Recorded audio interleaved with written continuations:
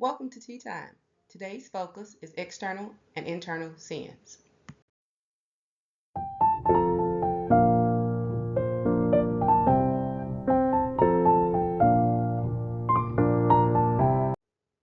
Romans 3:23 says, "For all have sinned and fall short of the glory of God."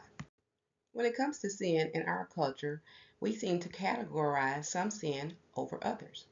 For example, external sins like stealing, cussing, drinking, drugs, sexual immorality, lying or gossiping, and gambling are overemphasized, while internal sins like thoughts, intentions, desires, attitudes, or emotions are underemphasized.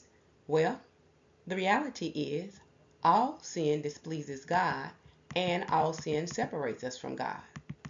A further reality is there is no sin hidden from God. So no sin should be overemphasized while another is downplayed. The only difference in sin is the consequences that come from the sins we commit.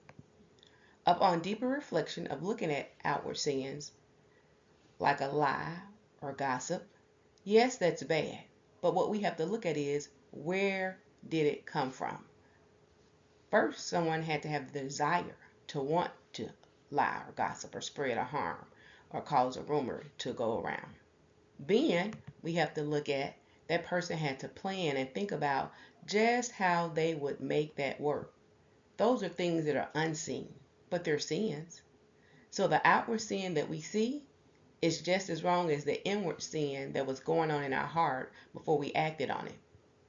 Whether we have secret sins, external sins, or just sins in both areas, what we have to remember is it is all wrong in the eyes of God. External sins are nothing but the fruit that came from the internal sin that was the root that started the sin to begin with. Thank you for having tea time with Tracy.